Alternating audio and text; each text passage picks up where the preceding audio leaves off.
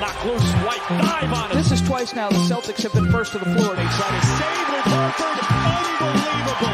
Boston first to the floor. So good. Brown fakes, fires up the three. Bang! Tatum dives on the floor. Everybody dives. Jaylen Brown with the flush. Blocked by Porzingis. He's doing it all. Tatum spinning, driving, layup. Got it. Washington drives. Blocked by White. Oh, what a block from Derek White.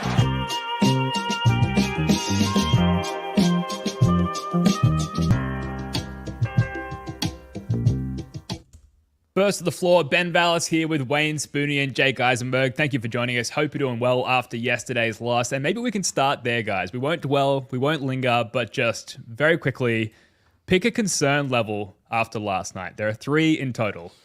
Oh well, can't win them all is 1. Slight awakening, stirring in my sleep a little bit. I'm asking questions, but no big deal is 2. And finally, this team is simply not as good as last year's. Bring back Svi and O'Shea. Ooh. Where are we at, guys? They suck. They're just a bad team. I don't know, man.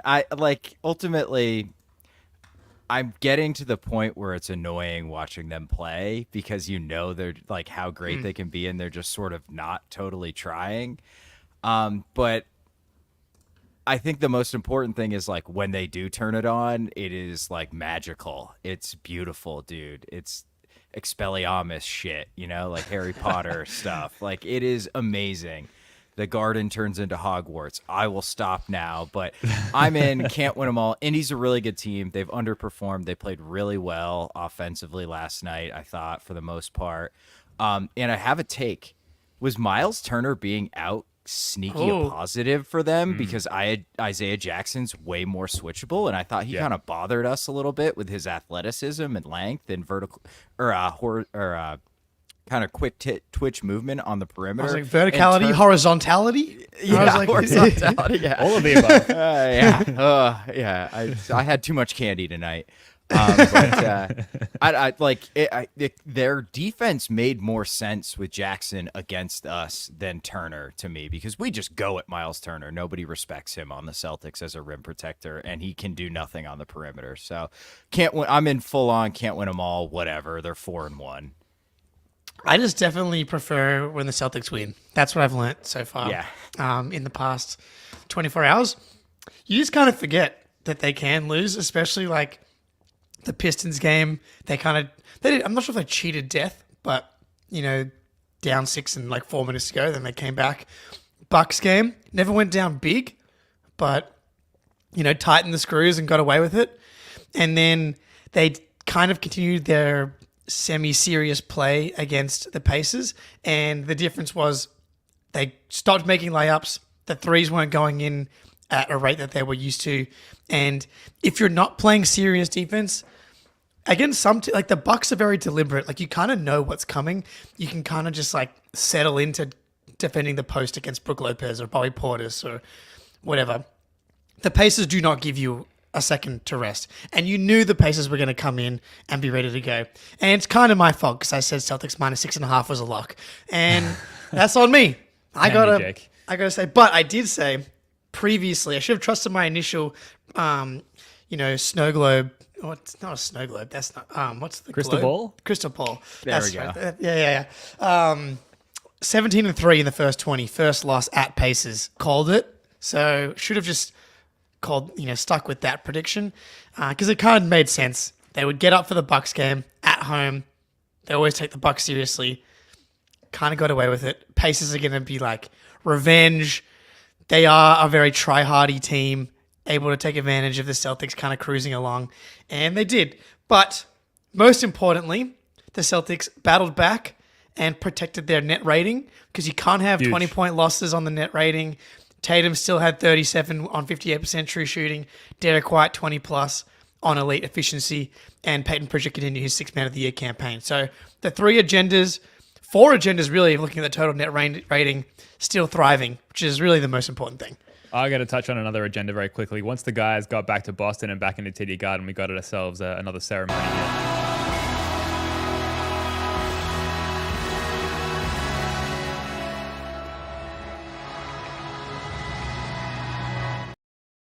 The go. It's the only thing that matters. Unreal. Some of your best work, Ben. Thank you. That It's been was- a And while. if you're It's been a while. listening on the podcast, go to the Twitter. But Ben photoshopped Jordan Walsh plus 12 in the second half as the banner raising up into the rafters. Photoshop. I don't know what you're talking about. Yeah, Yeah. sorry. That Down actually to 19. happened. Yeah, Straight yeah. from the Celtics Twitter.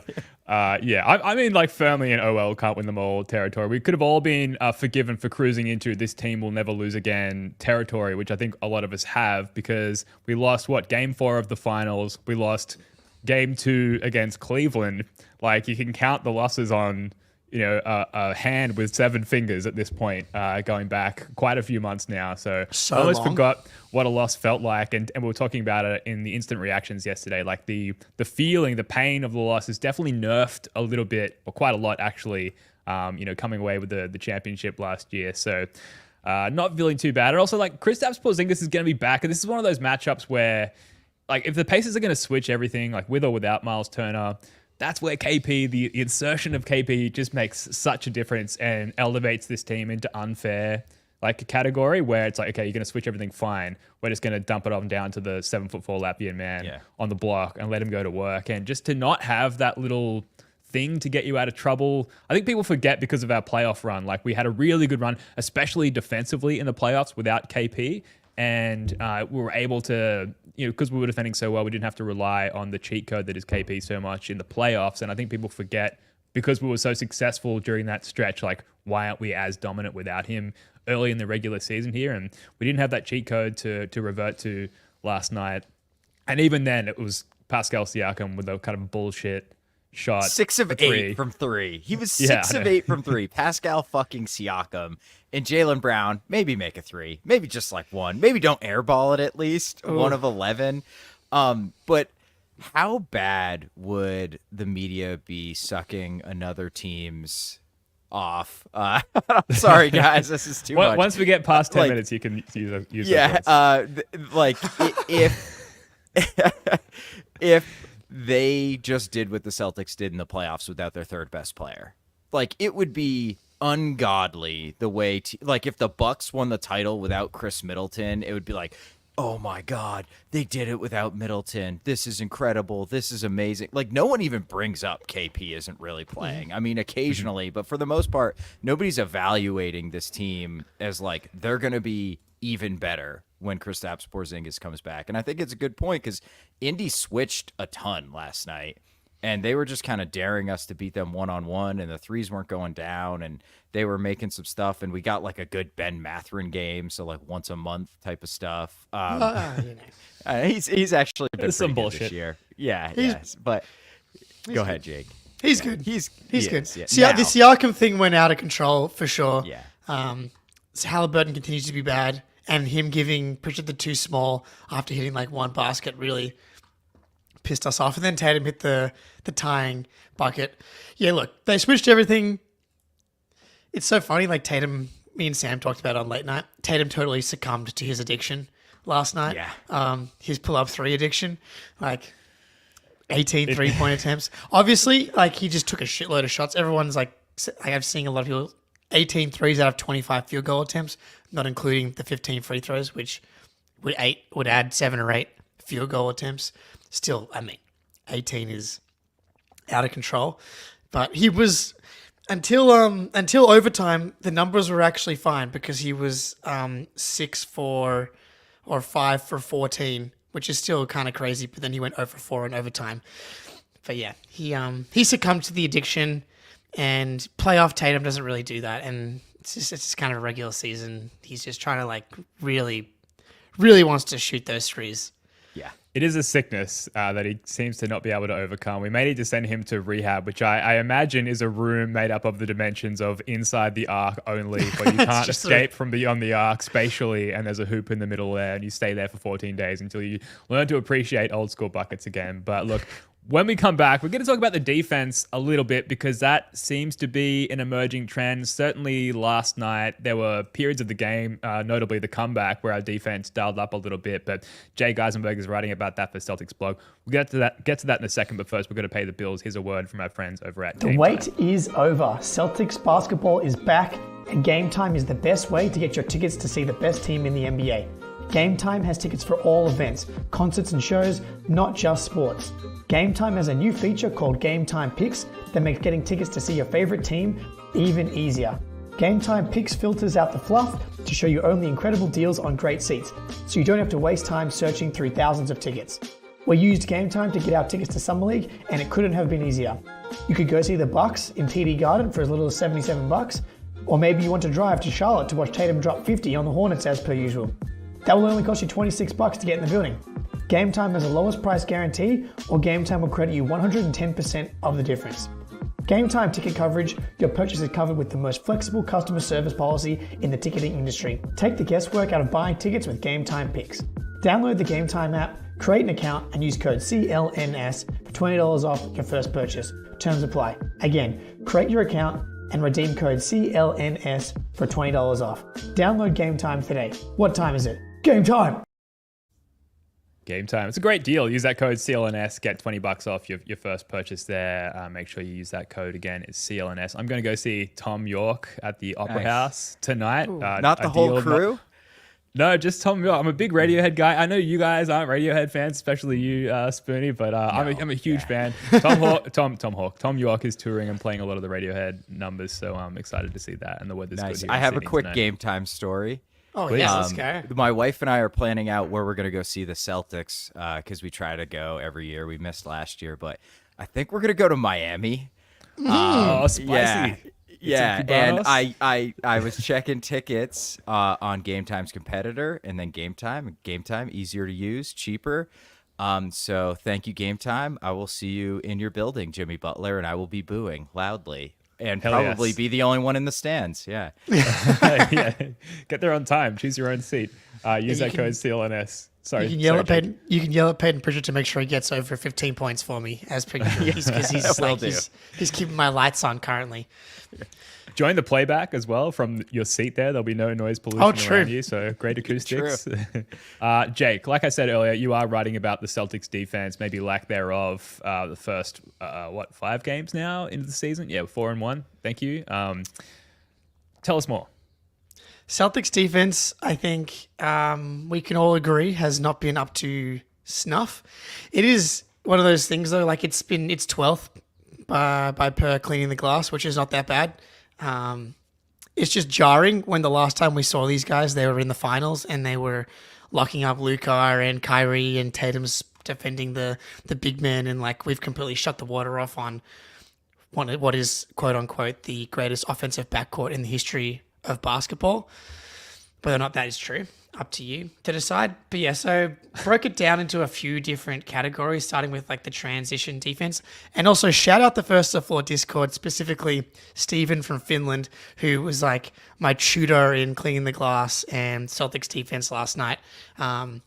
My teachers in high school never told me that paying attention would have helped me filter through various basketball statistic websites, and I really hold that against them. So now I'm like, I have to read all these charts, and I'm like, what are these percentiles and stuff? But we're getting there. Exactly. But Celtics have had an elite transition defense over the past 2 years. Last year, they were first in fewest. They allowed the fewest points per. Wow. This is why.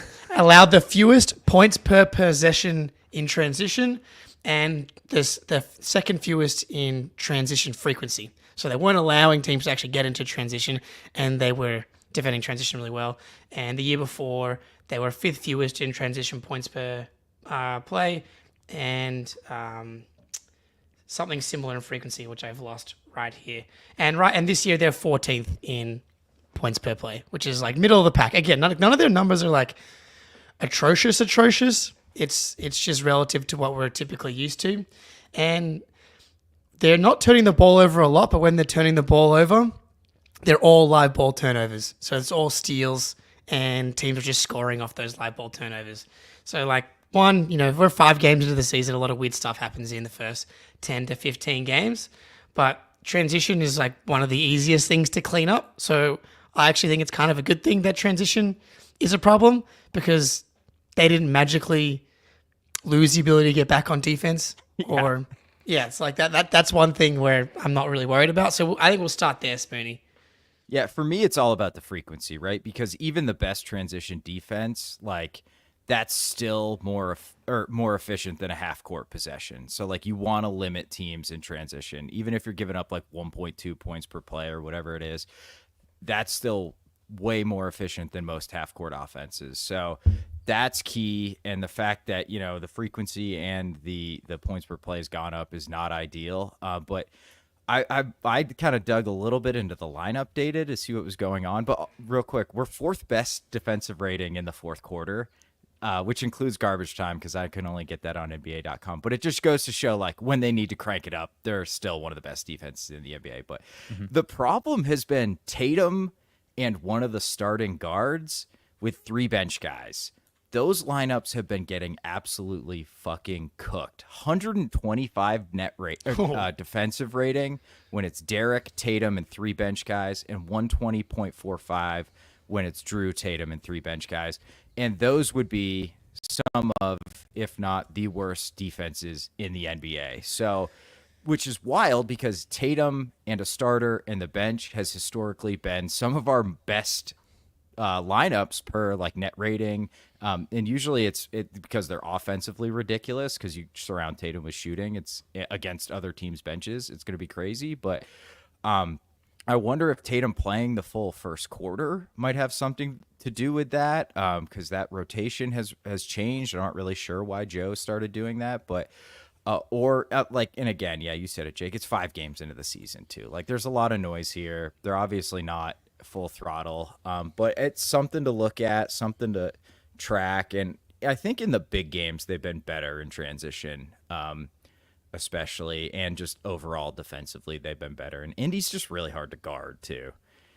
Yeah, I'm dying to know why Joe's changed up that rotation because JB sort of continuing through the whole first quarter and like typically and historically owning the first quarter, and then JT checking back in with the bench in the second quarter was like a really healthy dynamic that had worked well for a really large sample size. As far as I know, no one in the media has asked him about that, which is why like get us a press pass, get us in there remotely via Zoom so we can throw our hands up and ask arrogant questions in Australian accents. But anyway, yeah, that's a tough one. I mentioned this a couple of pods ago, but with regards to the transition defense, I have no data to back this up, but is it because we're jacking up such a high volume of 3-point shots? And since the Knicks game, the efficiency has tanked a little bit. With that comes unpredictable rebounds and deflections and, off rebound transition plays. Is there something to that as far as the higher volume and lesser efficiency defensively for the Celtics there?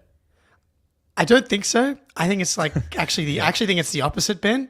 Because because like when you shoot threes, everyone's back. It's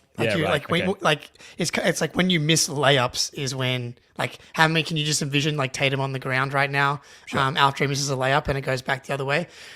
Kind of what I said before. It's like the turnovers are like they're not turning. Actually, they're averaging the fewest amount of turnovers per game, which is awesome. But they're all steals and like going completely the other direction for points. That's the problem right now. And that's why it's so bad. So, and that's like early sample size stuff. Like that sounds like an outlier. That's not typically the type of team that they are. So that's how I would explain it so far when it comes to the transition defense. Spoonie, any contentions there? Yeah, no, I think missed layups, it feels like we've been getting scored on every single time we miss a layup. And that hadn't really been a problem because I don't feel like our rim finishing had been bad before last night when it was like some of the worst we've ever. That was so frustrating watching them miss layup after layup. Like we should have had like 140 in regular time in that game. But yeah, I think it's a interesting point because I think the traditional like narrative is that like if you shoot threes, it's wild rebounds, maybe one of their guards gets the rebound at the 3-point line or something like that, and then they can grab and go. But I think it just boils down to effort. They're like don't give a shit right now. Like they're just whatever, man. Like we're gonna win 55 games and we'll see you in the playoffs, which again is fine. But God, it can be difficult to watch at times, man. Like last night was a tough watch. Yeah, turning the game on halfway through the third was probably the move last night. Yeah, it's a tricky balance because, like, losing the games is hard. Watching the team's defensive intensity be terrible, or, like, terrible relative to what we're used to, is hard to watch, but at the same time, we know that Al Horford's 38 years old. We know that Drew Holiday's 34 years old. We know that Kristaps Porzingis is injury prone. We know that Jason Tatum's played more basketball than like any other human in the entire galaxy in the past like 3 years between the deep finals runs and the Olympics. So like them, and then just like the emotional hangover, which I've talked about, especially to start the season. I do think that like coming off the championship, coming off the high of opening night, and then you play the Wizards, the Pistons, you kind of get up for the Bucks. You go to Indy, you're like, we got Charlotte and Atlanta coming up. Like, we're 4-0. We're doing our thing again. All our threes are going in. We're just the best. We even had that mic'd up segment of like Tatum being like, "There's a reason we're the best team in the league," and like I loved them seeing them tighten the screws. Them not even winning doesn't matter as much. You just want to keep seeing like when they do tighten the screws, like in that Bucks game, that it's there. So we kind of can't have it both ways, even if we want it both ways. We just want it both ways enough that we still get the 1 seed. And like, how important even is that? They've been like the best road team in the NBA for 3 straight years, even going back to that 2022 finals run. Like Tatum has been a monster on the road in the playoffs. All these guys have. So how important is the 1 seed anyway? Health is going to be by far and away the most important thing. It's just like we love seeing them win basketball games and we love seeing them dominate. The reality is like them coasting is kind of good. Yeah, it doesn't make it any easier in the moment, though, like you guys said. Sticking with the defense stuff, and maybe this segues into the big man conversation, but Al Horford, partially in transition, like you were saying, but also just like in the half court, playing in drop coverage as well, backpedaling towards the rim, like 2 hands up, but he's not, and Giannis stuff aside, typically he's not like going up, trying to really defend the rim, trying to really swat everyone away and like send a message like, don't approach me, I'm Al Horford, I'm going to defend the rim. Like he's just kind of hands up, be somewhat of an impediment, but also like be healthy when the playoffs come. And so I think that speaks to our poor, at least opponent points in the paint numbers as well. Maybe not so much the transition stuff, but defensively, how many times have we seen Al Horford being scored over at the rim so far in 5 games? It feels like quite a fucking lot. And maybe that transitions nicely, sticking with transition, to the big man rotation side of things. So, sorry, it looks like you both have something to say. Spoony, you want to go on the rim? Do you want to go on the rim protection stuff? I mean, just really quick on that. Go ahead. Do you have numbers? I was just gonna say, like, it's important to remember, like, that we had 57 games of Kristaps Porzingis last year, and the rim numbers are not good right now. Again, talking to Steven last night, like, our rim protection numbers with Al Horford as the lone big last year in the regular season weren't that good either. It's just in the playoffs they were good because we had playoff Al Horford.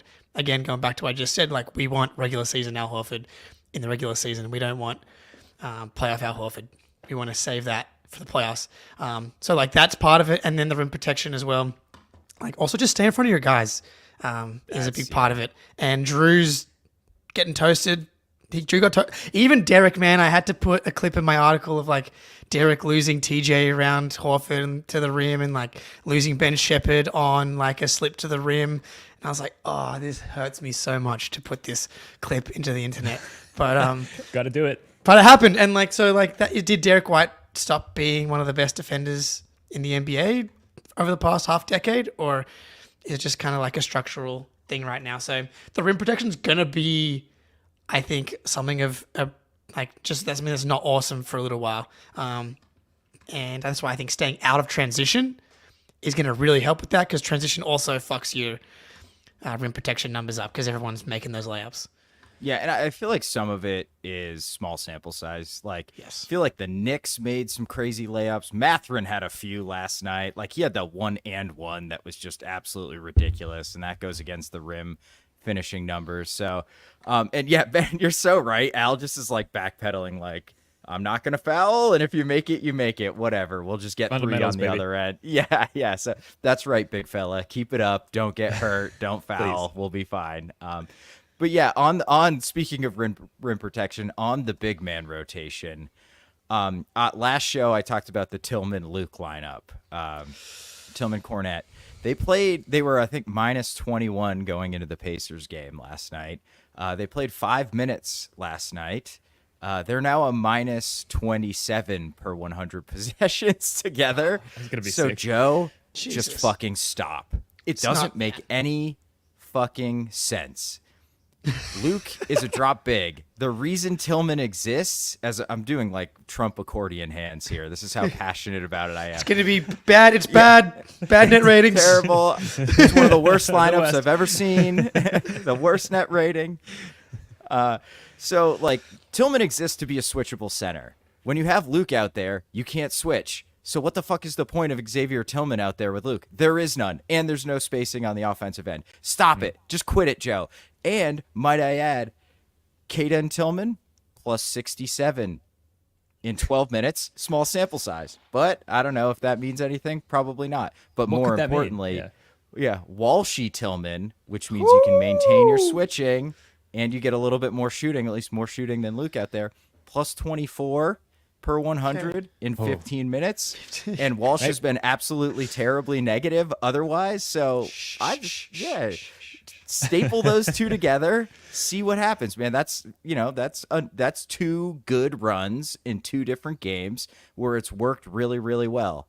So why not keep that going? And for the love of God, stop Luke Cornett and Xavier Tillman, please. Yes. He needs to be the lone big out there. I did save that banner raising thing in Premiere Pro as a template, so maybe the next banner we raise is a Walshy and Tillman plus 24.14 in 15 minutes. It feels like a good one. Sorry, Jake. No. That's I love it. Is the Tillman Queta lineup something that makes sense? Who knows? But the numbers are the numbers. Numbers don't lie. I can just hear Steven right now reminding me that also our foul rate is really bad this year compared to last year.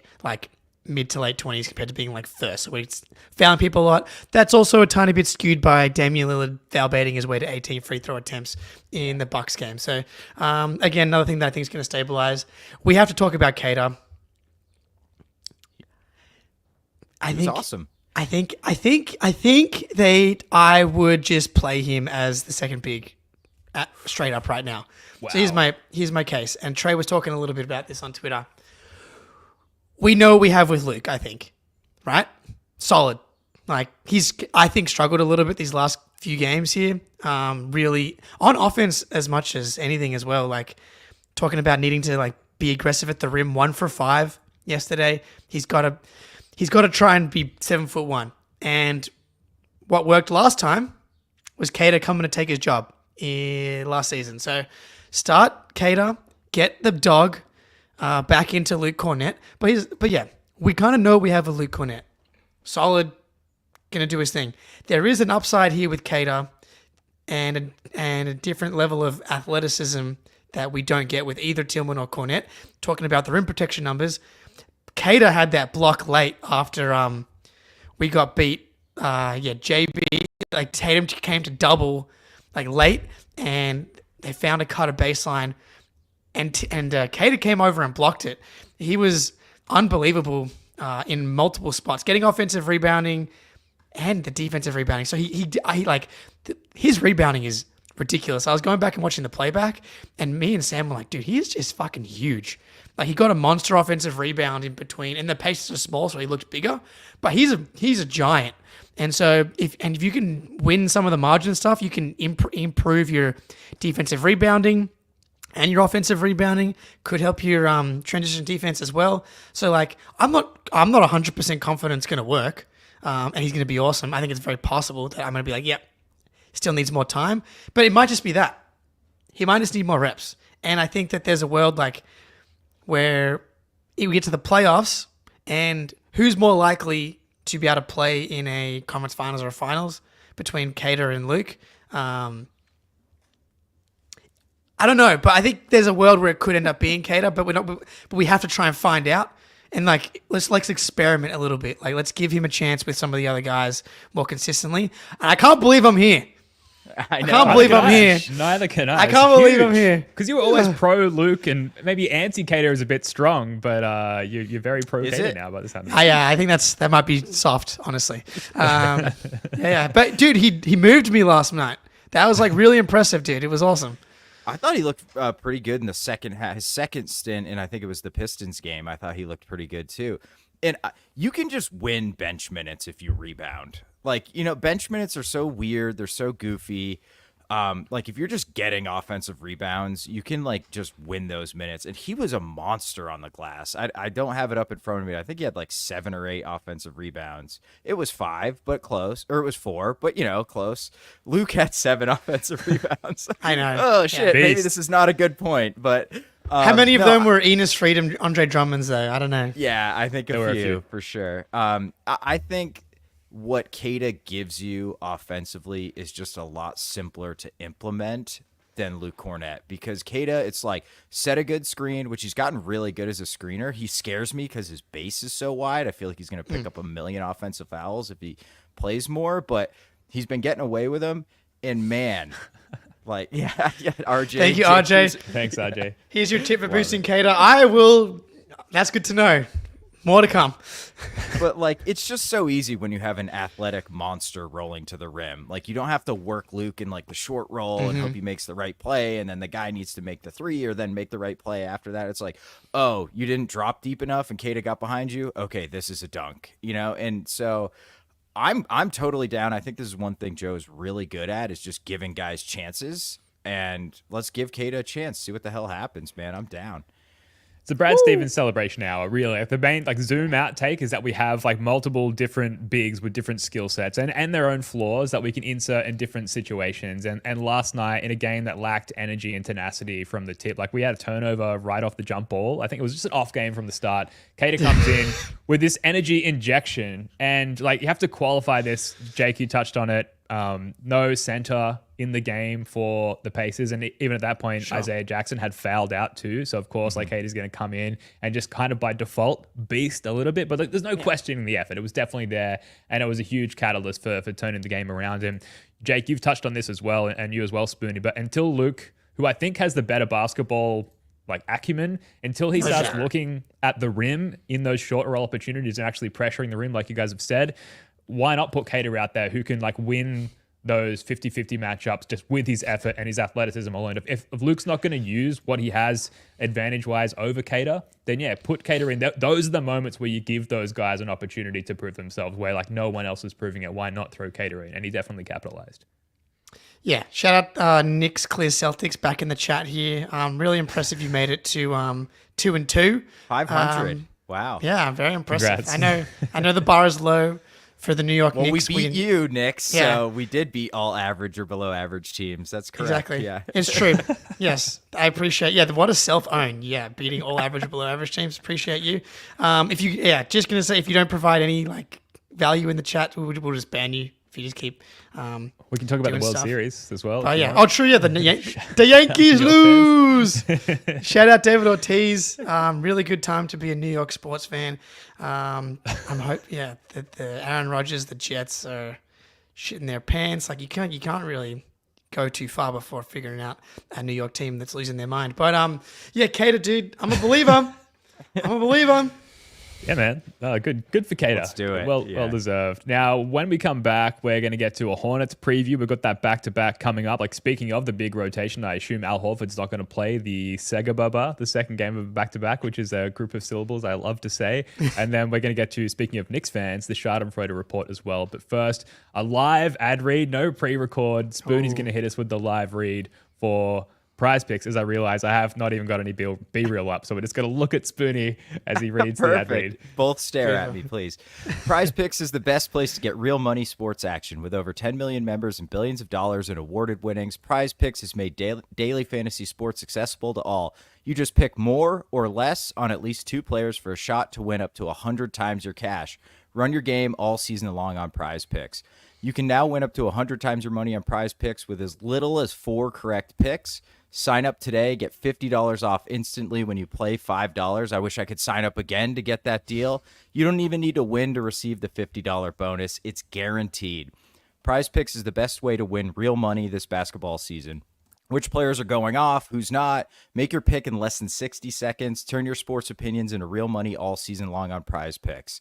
So this week, looking at the board, I don't care what the Jason Tatum point totals are. I'm taking more on those. I hate to do it. He's a Laker. Can't deny Anthony Davis been absolutely balling. Give me more on his rebounds. I think it was 11 last game. And then Giannis, I think we're respecters of Giannis Antetokounmpo on this podcast. So his line, 29.5 points. Give me more on Giannis's points. So download the app today and use code CLNS to get $50 instantly after you play your first $5 lineup. Download the app today and use code CLNS to get $50 instantly after you play your first $5 lineup. Prize Picks, run your game. Woo! Dude, amazing. Flawless ad read Thank there. you. I'm just going to copy and paste that straight into the pre-recorded read now. No edits required. So good. And yeah, Prize Picks. Shout out Prize Picks and the CLNS Network for sponsoring and supporting the First of the Floor YouTube show and audio podcast. While you're here, speaking of our show, hit that like button, subscribe.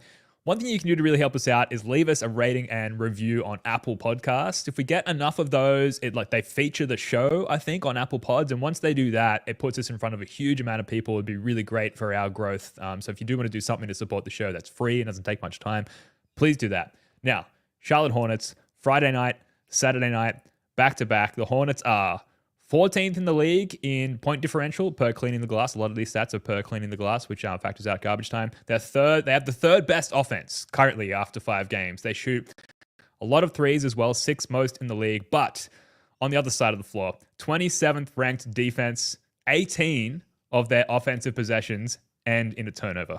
28th in the league, which is not good. Their defense is just straight up terrible, like across the board. Offensive rebounds allowed, opponent shooting efficiency, forcing turnovers, foul rate, all dog shit. This should be, guys, a good opportunity to test our defense against their very good offense while kind of slicing through wet paper on the other end. So Brandon Miller is out. Mark Williams is out. Our killer whales should feast in theory. There's a lot of SEAL candidates on this team. Jake Spooney, I'll throw to you guys. Grant Williams as well. I'll throw to you guys feelings about the approach to this matchup. Is Jake on mute? I don't know. Oh, there we go. Yep. I'm muted. I didn't want to. It happens every show. Usually it's me. I know. I have not done that. I don't think. I usually just forget to mute myself, and you can hear me like doing all kinds of stuff over here. Heavy breathing. Exactly. But they got to be a little bit serious in this thing. Like I've been watching a little bit of Hornets. Yeah. They're not good. Like, but they can score. LaMelo, not your guy, Spoonie, on defense especially. But that dude, like, he can score and he can shoot. He's shooting 12 threes a game and he's shooting 40%.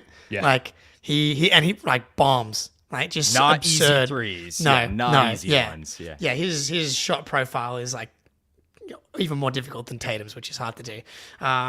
So he 28 and a half, 6 boards, 7 assists, 6 turnovers. Nice. Yeah, he had like 11 one game. I have him in the first Goodness of the floor gracious. fantasy league.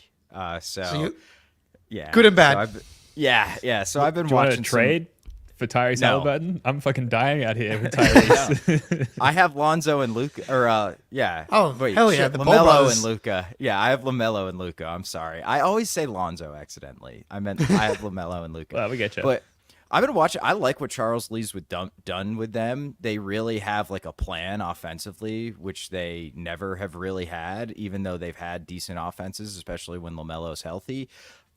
They got like some NBA players. What's his name? Trey Mann. Like he's kind of starting to heat up a little bit. He's started to look good, kind of come into his own after he washed out in Oklahoma City. Just 'cause Literally they had too looking many- good. He looks like Allen looks Iverson amazing. right now. Yeah. He's been balling. They really need Mark Williams back. Like he is their defense, and like he's kind of floating towards just never being like Rob Williams style, just can never stay healthy. But like it's gonna be a fun game. I feel like it's always fun when we play Charlotte, and we basically never lose, and Tatum always lights them up. But yeah, you're right, Ben. Like you can just put LaMelo in every single action, and like Nick Richards I'm not a Nick Richards guy. I do not think he's very good, especially defensively. Like they're just so easy to attack, and there's nothing Charles Lee can do. So I anticipate you'll just see a lot of high pick and roll and drive and kick out of that so easily. But it's going to be fun, man. They play fast. They play smart offensively, other than LaMelo. But part of that's just because, like, he has the ball so much, so he's going to turn it over a ton. Sure. And he just tries shit, which is kind of fun. So we'll see. But I'm like really looking forward to these Charlotte games because I feel like they're, like, they're probably the best of like the shit in the Eastern Conference, or maybe the Nets. Yeah, I got laughed at in the Discord about my Brooklyn Nets, and they've looked pretty good. Dennis Schroeder, Cam Thomas, Ben Baby. Simmons. I don't know about that. Cam but Thomas is leading the league in ISO efficiency right now. I did laugh at the idea that he could lead the league in scoring. I still think he will cool off. He started hot last year as well. Yeah. This is even more hot, but he will probably cool off. This is going to be like they'll win this game easily if they play defense, and now it could be like a little stressful if they don't. Again, I think betting the over in Celtics games until further notice is probably a good idea, just because like they're going to shoot a ton of threes, and if they're not playing defense, then obviously the other team's going to be able to shoot, especially a team like Charlotte. I do think because they're playing Grant Williams, they will be a little more serious. I don't think they want to lose to Grant, or like they might come in playing unserious and then Grant will do something and that'll piss them off, and then they'll like try harder, which is like exactly, going back to game 2 of the Eastern Conference Finals against the Miami Heat where he pissed off Jimmy Butler. Thank you, Grant. But yeah, RJ question, what do you think the center rotation will be when Al sits? I think Luke will start. I think Queta's going to get his shot in these 2 games, because who's the backup big for them right now? It's obviously Nick Richards, who's 7 foot tall, and then it's like their rookie. He's not a center, is he? Saloon, and then you've got Grant Williams. I've seen him playing 5 in some of the Charlotte stuff that I've seen. So like they've only played 12 guys so far. No, this rookie is 6'8". I guess in theory he could play some center. But yeah, so I think Nick Richards is really the only like actual big man they've got. If Grant Williams is playing their backup 5, then that's a great Queta spot. Wouldn't it be better for Tillman? Like if they're gonna switch everything and we want to be able to be switching on our side of things, wouldn't Tillman be a better matchup against Grant? Often, defensively, I can see where you're coming from. But you can just play some drop with Queta still, and maybe our guys can actually navigate some screens, and like that would be totally fine. And then rebounding wise, I think defensively and offensively, Queta could just go like nuclear on the boards potentially. Because I understand like in theory you want to try and switch everything, but I don't know if Charlotte's like that level of offense where we got to make sure we're shutting water off possession after possession. Just play solid for once. And we just saw it work with Queta against the small lineup yesterday against the Pacers as well. So yeah, sorry, sure. Spoonie. No, go ahead. Yeah, no problem, man. I like Tillman out there when Nick Richards is out there, because then you can just switch the Lonzo pick and roll, and Nick Richards is not going to beat you. Like, you know what I mean? Like, he's not going to be like, oh, Drew Holiday's on me, now I'm going to post up and kill this guy. Like, that is just never going to happen. So I think Tillman makes a lot of sense when Nick Richards is out there, especially when LaMelo is also out there, because he's the only guy that scares me against a drop, because he can pull up against a drop and he can make like 7-8 threes on you, and the game. Seth Curry, maybe? Yeah.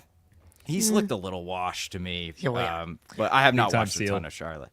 Yeah, Very big time seal. seal, the sealiest seal. He's already wounded, you know. Like, he's Yes, just like going for the waiting kill. for waiting for somebody to eat him. So, I think Tillman makes sense. I think the answer is that they will probably all play over 10 minutes, and then it's just really about like who gets 20, who gets 15, and who gets 10, or whatever the math works out to. So, but I think we'll see all 3 of them, and I'm kind of interested. I agree. I think Luke will start, and I'm interested to see who comes in next after Luke. I'm betting on Tillman. Queta. That's my bet. Yeah. That's my bet. Would you guys prefer to have a current day Tillman on this team or prime Grant Williams? I know I asked this in the playback yesterday, Jake, and Jake had like a brain I don't like melt and this just moved on. I know, so I'll throw it at you, Spoony, but I will force you to answer as well. Yeah, Jake. I know. I think if Grant Williams, I think Grant is a good guy, but I also think he's like really annoying, right? And I think if Grant Williams, the player, could separate like the personality from it, I think I'd rather have Grant, just because you already have 4 good centers, four great centers. Like Queta and Luke could totally handle it if Al's not out, if Al's not playing for a game. But from like hey, dude, you're not going to play every night, and like you need to do a very minimal job, and like you need to be quiet about it. I do not think Grant Williams would be totally okay with that. Isn't that one of the reasons he cited going to Dallas? It's because he wanted a bigger role. Like, so give me Tillman, but just in a vacuum of skill sets, I think Grant's is a little more valuable just because he can shoot, and that's it. And they're kind of similar defenders. I think I'm not sure Grant would have been able to do what Tillman did in the finals with Luka and Kyrie. Tillman has not been that guy to start the season so far, though, defensively, like at all. And so that's hard to. It's like, can we get 2022 Grant? Because then I'm in. But Yeah, that's prime Grant in my mind. Right, He's past his prime already. Is that that's what's weird though? Like, was it prime Grant, or did he just have like one like good 3-week stretch? Like, he was good in the regular season, but he was excellent in the first and second round of those playoffs, and then was bad in the Heat series and unplayable in the Warriors series.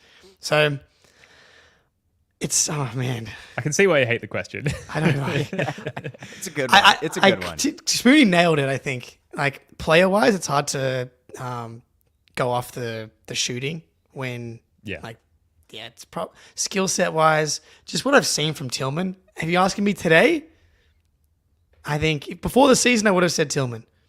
5 games in, I'm going to Grant. How much more can I like caveat this thing?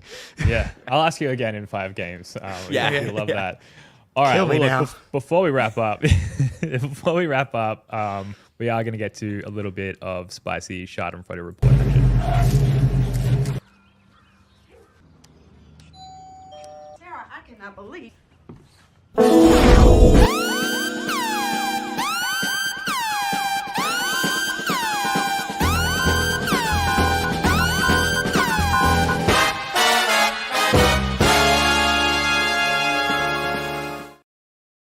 Yes, everyone's favorite segment, the Schadenfreude report, because while the Celtics lost yesterday, many other teams suck a whole lot more, including but not limited to the Philadelphia 76ers, who are 1-4 and dropped a game to the also 1-4 Detroit Pistons, the Tobias Harris revenge game last night. Just throw it around the room here, guys. And Jake, I feel inclined to throw to you as sort of our Schadenfreude leader. What stands out to you?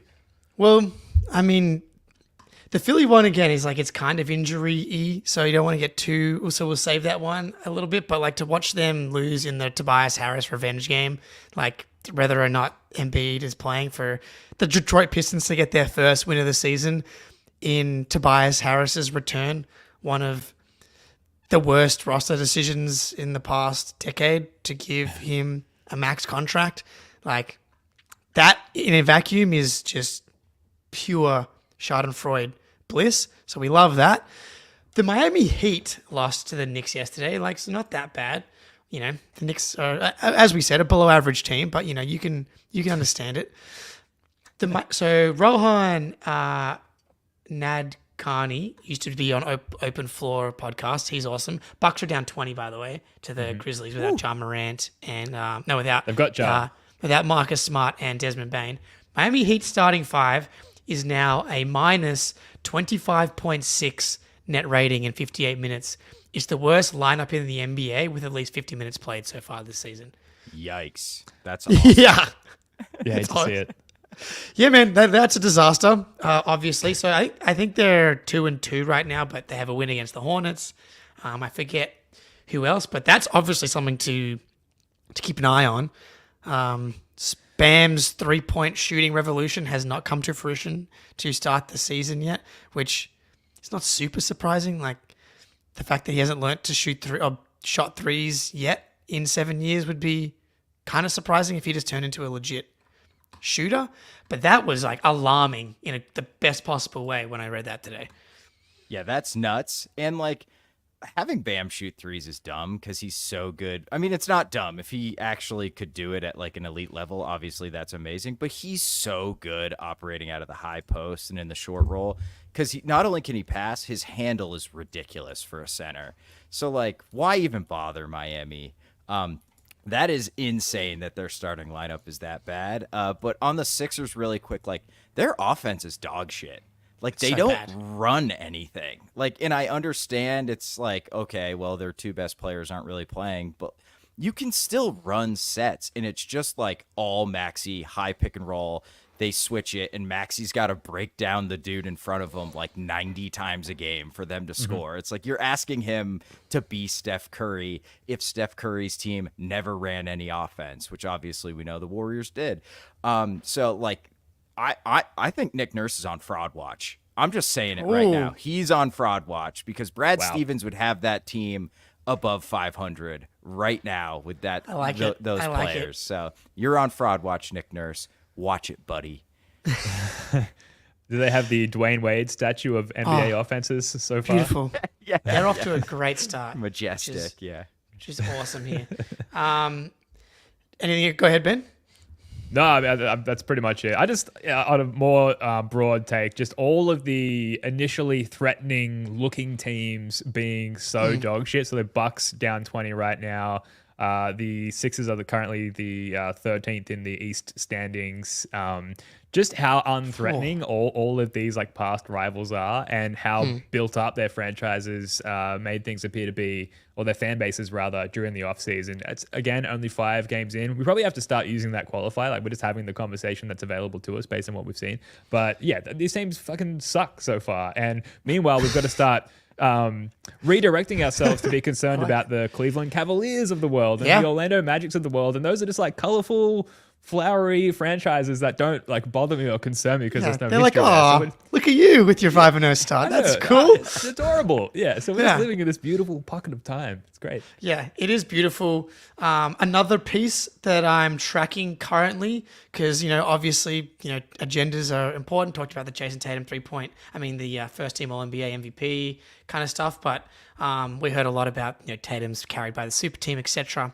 So Luka Doncic coming into today, averaging 26.8 points on 47.7% true shooting.